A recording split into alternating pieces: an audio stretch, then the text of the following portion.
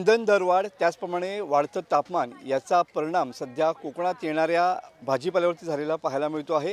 कोकणात बहुतांश म्हणजे 99% भाजीपाला हा घाटमाथ्यावरूनच म्हणजेच कोल्हापूर, सांगली, सातारा आणि सोलापूर या जिल्ह्यातून येत असतो। मात्र सध्या इथं देखील इंधनाची टंचाई आहे आणि त्याचमुळं सध्या भाज्यांची आवक जी आहे ती मंदावलेली पाहायला मिळते आहे।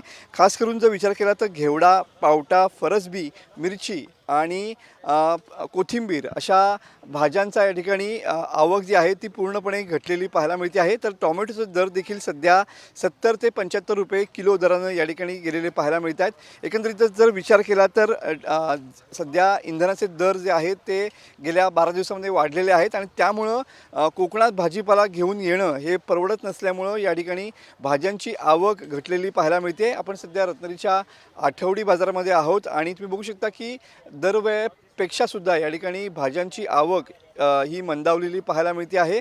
वांगी, कोबी आणि फ्लॉवर हे जे रेग्युलर जेवणामध्ये लागणारे पदार्थ आहेत त्याची आवक देखील या ठिकाणी घटलेली पाहायला मिळते। एकंदरीत जर विचार केला तर सध्या टोमॅटो आणि कांदा या दोन भाज्यांची सुद्धा या ठिकाणी आवक झालेली पाहायला मिळते आहे। मात्र अपेक्षेप्रमाणे या आठवडा बाजारामध्ये सुद्धा कांदा बटाट्यांची आवक जी आहे ती या ठिकाणी घटलेली देखील पाहायला मिळते आहे।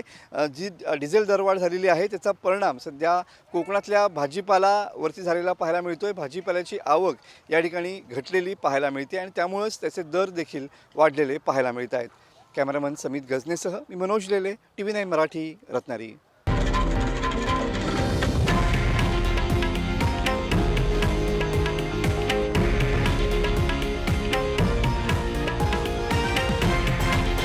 हे आहे देशातील नंबर 1 न्यूज नेटवर्क आणि आपण पाहत आहात TV9 मराठी, एकमेव।